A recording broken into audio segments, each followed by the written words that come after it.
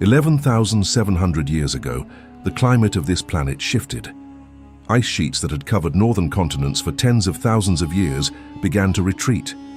Sea levels rose by over 100 meters in some regions. Coastlines that had been inhabited for millennia disappeared beneath the ocean. Entire landscapes were erased. What survived that transition, the structures, the sites, the physical evidence of human activity from before the ice retreated, should, by the logic of that scale of destruction, be almost nothing. And yet, this is ancient cipher. And today we examine 6 structures whose physical evidence places their construction before or during the last glacial period, and what that means for everything we think we know about how old organized human activity actually is.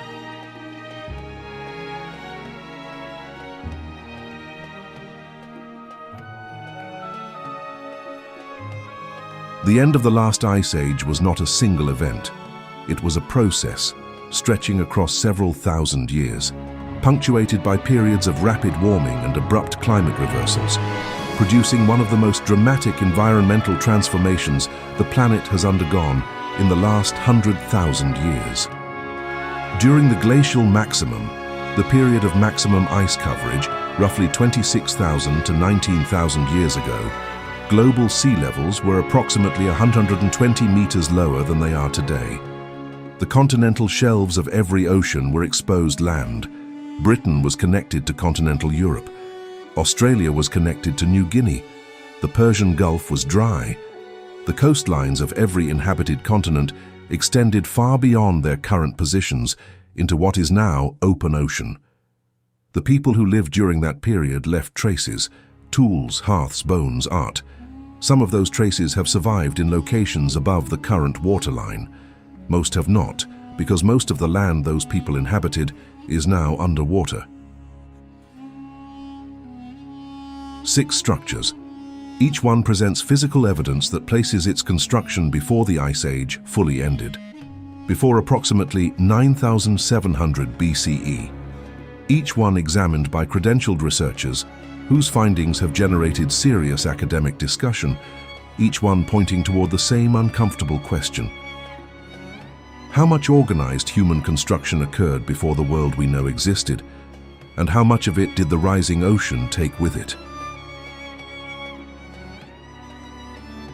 It began 11,600 years ago on a limestone ridge in what is now southeastern Turkey.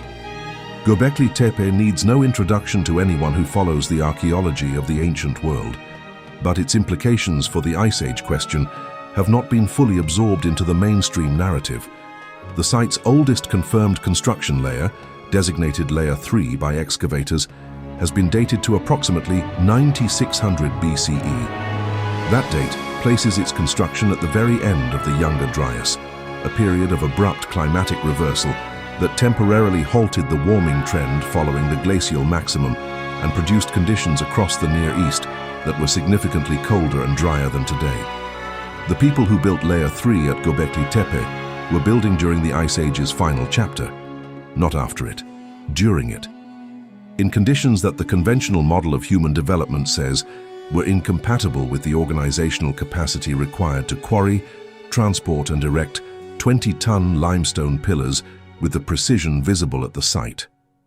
The complication at Göbekli Tepe is not simply the age of the known construction, it is the deliberate burial. At some point after the site's active use, the entire complex was intentionally filled in, sealed beneath meters of carefully deposited soil and debris.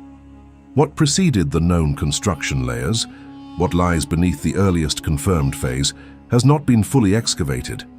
Klaus Schmidt, who led excavations at the site until his death in 2014, believed the deepest layers had not yet been reached. What is beneath Göbekli Tepe remains unknown. That sentence carries more weight than it is usually given.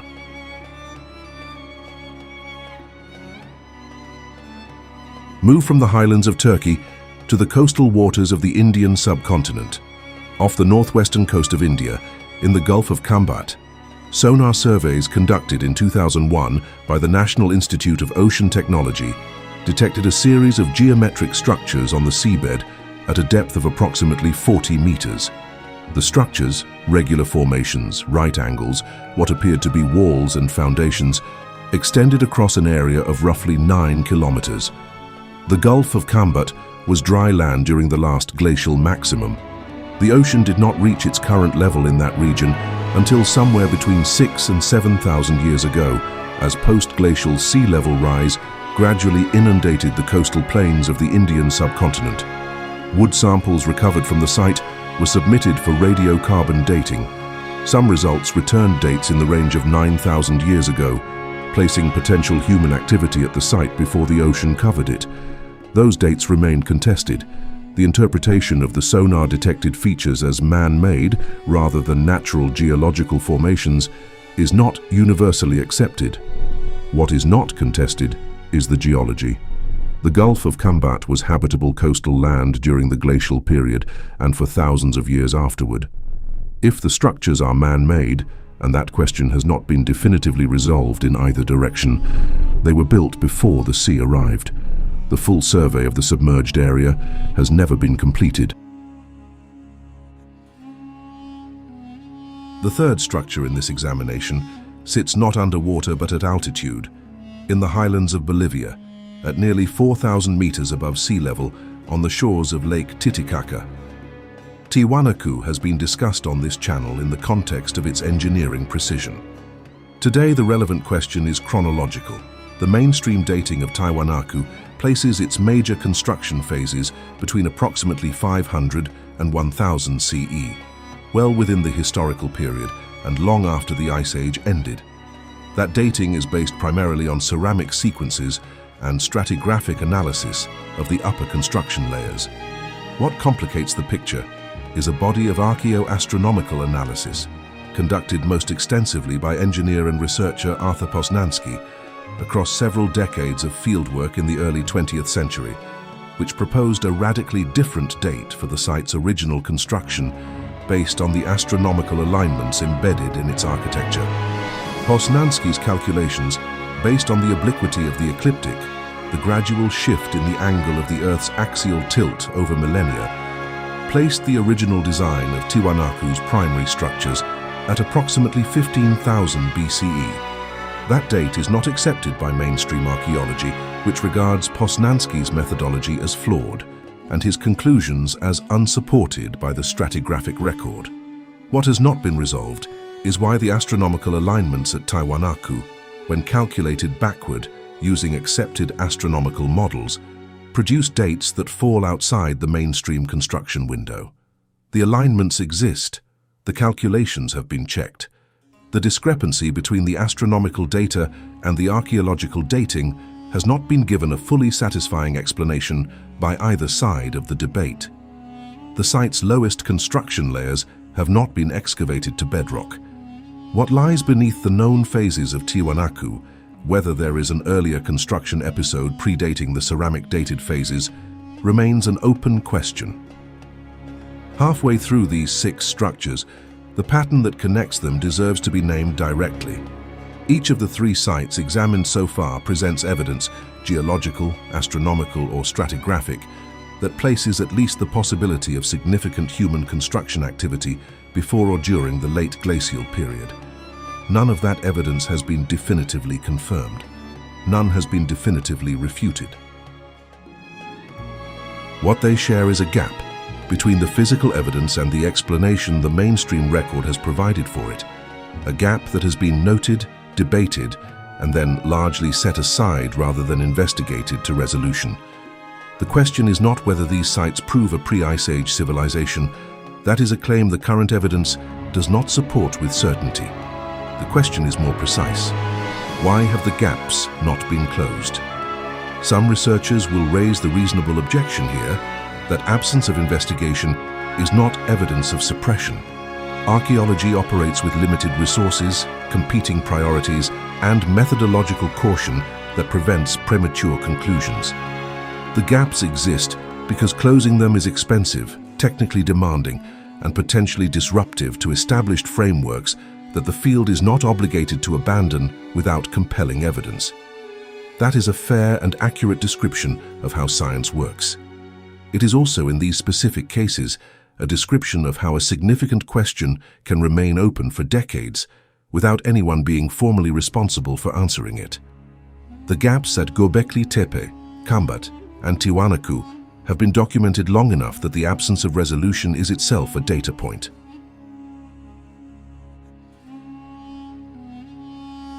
In the shallow coastal waters off the Japanese island of Yonaguni, a formation of stepped sandstone has divided researchers since its discovery by a diving instructor in 1986. The Yonaguni Monument, measuring approximately 150 meters in length, 40 meters in width, and 25 meters in height, displays right angles, flat faces, parallel edges, and what appear to be carved terraces and steps. It sits at a depth of between 5 and 40 meters below the current surface. The last time the area around Yonaguni was above water was during the glacial maximum, when sea levels were low enough to expose the continental shelf on which the formation sits.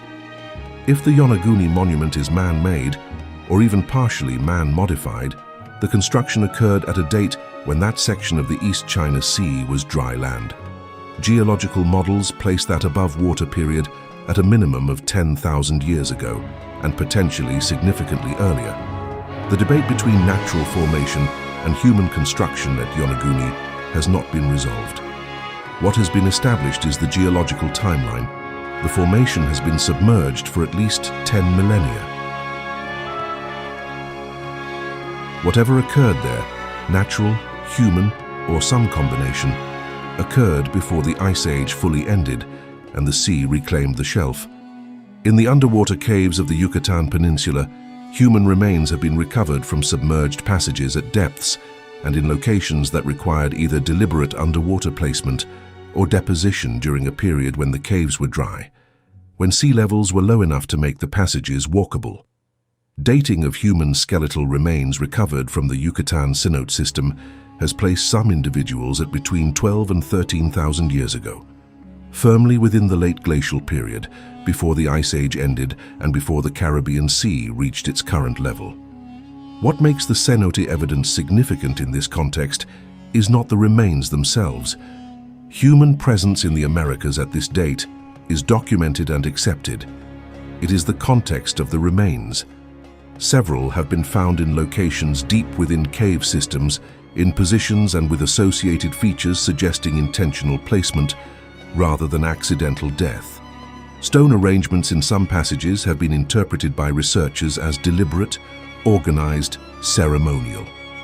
Organized ceremonial behavior, the deliberate arrangement of physical space for ritual purpose at 12 to 13,000 years ago in a cave system that has been underwater for most of the time since. That is not a fringe claim. It is documented in peer-reviewed literature, and it is the kind of finding that the conventional narrative of early human behavior in the Americas was not built to accommodate.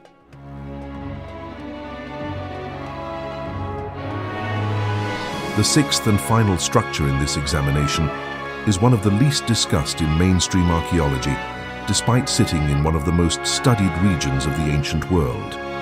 Beneath the coastal waters of the North Sea, between Britain and continental Europe, lies a drowned landscape known as Doggerland. During the glacial maximum, Doggerland was a substantial landmass, larger than the United Kingdom, connecting Britain to what is now Denmark, the Netherlands, and northern Germany. It was habitable, resource-rich territory, and it was inhabited. Fishing trawlers working the North Sea have been pulling up Mesolithic artifacts from the seabed for over a century. Stone tools, worked bone, the remains of terrestrial animals. In recent decades, systematic survey using seismic profiling and sediment coring has begun to map the submerged landscape in detail, revealing river systems, lake beds, and coastal features consistent with a rich and varied environment capable of supporting significant human populations.